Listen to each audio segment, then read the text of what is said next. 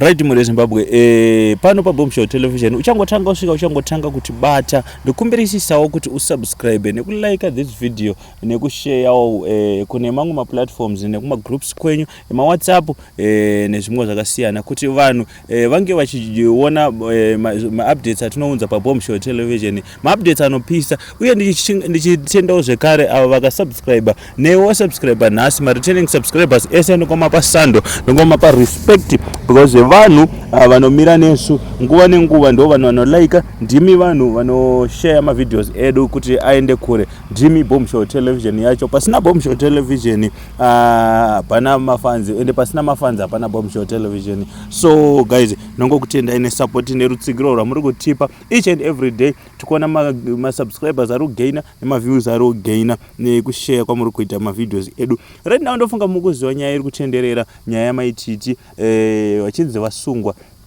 Right now ndaone the truth about this story pakutenderera kwaita marumors ese. Maititi vari kunzi vakatora mota yemunhu nemari vakakweretesa muzita ravo, but ivo vanga vatokwereteswawo ndofunga vaibhadhara chikwereti. Right now munhu azovaendesa kumaoko emapurisa, munhu wavakatorera mota nechikwereti, mota nemari, vakutadza kuti kubhadhara because vaida kushandisa kubhadhara chikwereti nechikwereti. So that's the truth about this whole story. So right now vari kunzi vangori murimande, havasati havo vaipiwa mutongo, asi pane rumors rachitendera kuti vapiwa 14 years.